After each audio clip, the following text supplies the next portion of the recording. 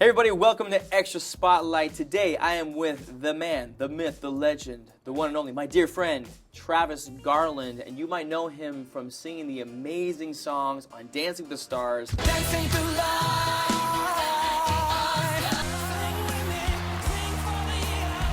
Ain't no sunshine when she's gone. So Travis, we know each other. We go way back. Yeah, bro, come on. But what I love more than anything is to see you getting your flowers. Thank you, bro. For me, I'm like, finally, this guy's voice is bananas, it's crazy. So take us back for a second. Yeah. As far as your career goes, Sure. Did you always want to be a singer? Was it something you always wanted to do? Or how did that all begin? Growing up, my mom was a singer in church. Okay. I'm from West Texas. There's not much of a music scene out there. Right. So growing up, it was always musical theater, it was church, All right. ton of community theater. But yeah, I won an acting competition when I was 13. I moved out to LA, got an agent, got a manager out here. Made some friends going on auditions. A buddy of mine was in a boy band, and he asked me to join his boy band. What was the boy band called? The boy band was called NLT. I ain't never met a girl before that came on in and shook up my life. NLT, what does that stand for? Stands for Not Like Them. Okay. We were just like them, in fact. We were actually exactly like them. It should have been ELT, but yeah, man. I was 15 when I joined the group. Signed my first record deal at 17. Who'd you sign with? We signed with Interscope Records. Ron Fair and Jimmy Iovine signed us. Yeah, man. So that was life changing. Spent my high school kind of experience going on tour with the Pussycat Dolls, working with artists and producers like Timbaland and Pharrell, Ryan Tedder. So kind of got thrown into it from a very young age. I've been doing this a long time. I just feel that we are in the same room, but living two worlds apart. And then, yeah, started working on Dancing with the Stars maybe 10 years ago now. But this year has kind of been a whole new thing. I think in the past it was kind of always like, let's keep the BTS behind the scenes, let's focus on the show. Yeah. But now with the shift to TikTok and social media, it's been cool to get to show some more of the behind the scenes, kind of the work that we put into the show to make it happen every week. It's amazing. It's amazing. But let's go back for a second to signing with Interscope Records. Okay. So what's that like? You're 17 years old, you sign with Interscope Records, which is the biggest record label pretty much in the world. Sure. I'm sure you were kind of like, oh, this is it.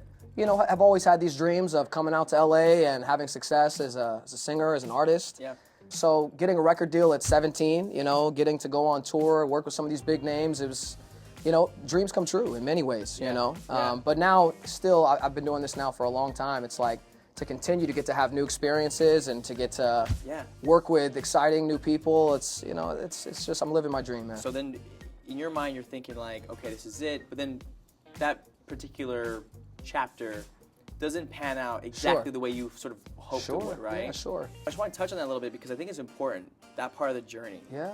Because I think that when people see you, or they see somebody who's successful and they see somebody who's really good at what they do, they think, oh, cool. Overnight success. There he is. It was or so like, easy. oh, he just popped in there. Sure. Cool.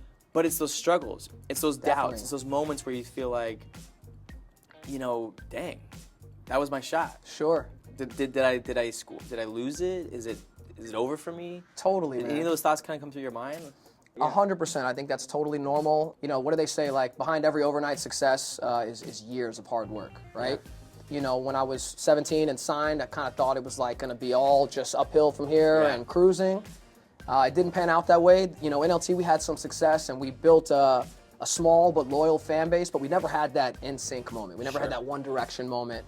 So definitely many years of you know, diving deeper into my craft, of dedicating myself to just, hey, like, why am I here? Am I here for fame? Am I here for acclaim? For, you know, all that stuff that, you know, maybe more superficial things, or am I here because I love doing this? And for me, it was rediscovering my love for music and for making music and for writing songs and diving deeper into becoming a producer and an engineer and a performer. And I think now, you know, all these years later, it's like I'm really here for my love for the craft. Period. That's what keeps me going. You know.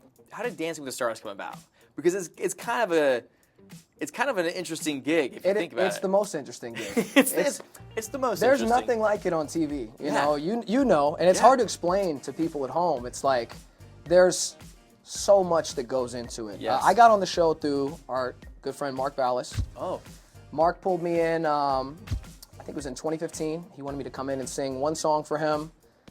But the music director, Ray, is who I report to. Ray does all the music for the show. Oh, yeah. And I'd worked with Ray before. So there was a time some years ago where Jessica Simpson's dad was managing me. Joe Simpson was my manager. Jessica had a Christmas album she was working on at that time, and we did a song together. It was Jessica featuring Willie Nelson and me. And Jessica was doing a big TV performance, and they called me last minute. They're like, hey, Willie's not gonna make the performance. We need you to learn his parts and fly out. So I flew out last minute, did this performance with Jessica, and as we're doing our one song, she was having some complications with her dress kept coming undone. Sure. Finally, they had to stop the taping and like fix her dress. During that time, the music director was like, hey man, we gotta keep the crowd. Like, you know how these things go. Yeah, we gotta, which is Ray Chu. This is Ray Chu. Ray Chu, love it. I was like, keep the crowd. We haven't even rehearsed the one song that we're supposed to do, you know what I mean? And you're like... So we did like a 20-minute set in the middle of Jessica's thing, and it went over well, and we kept the crowd. And It's amazing. afterwards, the guy was like, hey man, like, you know, stay in touch. So a few years later, when I got called in for dancing, you know, seeing Ray there, I was like, Ray, what's up? You know? Yeah. The timing just worked out. They needed another singer at that time, so. Okay, so you came in to perform on Dancing with the Stars. Yes. What was the first song that you performed? This was before, like, you're not even on the show. Yeah. Mark just brought you in because he's like, hey, dude, I want your voice. Yeah, so I owe it to Mark. Mark brought me in. Cool. He reached, you know, he asked Ray. He was like, hey, I want my friend to come in and sing. I believe it was Make It Rain by Ed Sheeran. Cool. So came in and did that. Yeah, and I reconnected with Ray, and he was like, we're looking for someone at the time, and brought me back in. So. Hey, so can you share something with me right now? Like a little something, like a little, I don't know. I don't even know what I'm asking. But... Okay, we were just talking about the first song I did on the show. Yeah. For Marky, it was Make It Rain, Make It Rain now, Make It Rain. What in the, I'm tears in my eyes. Look at my eyes. They're Let's watering. get makeup in here right now. Let's get makeup in here. You have a new album that you just came out with recently. Yes. What's it? I know what it's called, but if you can tell them what it's called, because it's so good. Yeah, thanks, man. So the new album is called Western Feels. Yep. You know, it's not a country album.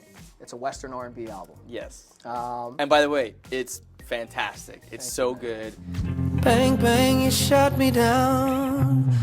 Bang, bang, I hit the ground. It was this hot summer's day. I put it on, and I was like, this is so good. Paint the picture for us, bro. Hot summer's day. Hot summer day. Put it on. What sports car? Sports car. Yeah. How's it go? He goes. If you got a sports car, you don't leave it in the driveway. Nah, you take it on the highway with flash gray bring next let your body. Nah, baby, I'm about it. We're coming on tour soon, guys. Me and D, come on. If you got a sports car, you don't leave it in the driveway. Nah, you take it on the highway. This is a project I started 10 years ago. Kind of threw it in the trash, thinking nobody's really checking for like cowboy R&B. You know, And then Beyonce said, "Hold yeah. up." And then a little independent artist named Beyonce started doing sort of that style of music. I threw some of these demos online just to kind of get the temperature, and I got flooded with messages. People were like, what are you doing with this? Release this. We want to hear it. Yes. Yeah, I'm really proud of it. It's out now. It's called Western Feels. So good. Go check it out. Go check it out. And also, you were talking about doing. I saw you post something on TikTok, basically saying like, "Hey, what do you guys think about me doing like a covers album?" Yeah. So covers is another big thing I've done for years. Like we talked about with the ebbs and flows in this business and in my own journey. Yeah. In between the group and making solo albums, covers is just something I've always loved. Yeah. I feel like you're like the male Kelly Clarkson. That's so funny. Where you're kind of like, you're like, oh, don't let him sing my song because he's man. gonna sing it better than me. I don't know about better, just different, but it's better. yeah. So it's been really cool this season, getting to show people a little bit of the band's process of how we do different takes on these covers for the show, and people online have been so just like. It's been overwhelmingly supportive and encouraging. They're like, we want these. I think I'm going to do another one. I'm working on it now. And mostly, I think, songs from the show from this season. So I'm excited to get that out here in the next couple of months. That's yeah. amazing. Is there a time when, like, probably not so much for you, but is there a time where you're like, oh, man, I butchered that? Or like, dang, man, I can't believe I hit that note and it was like, it was under, because it's live. Yeah. Definitely. I've definitely had moments where Which it's one? like I don't have it on. I try to delete those memories, bro. I try to not hold on to those.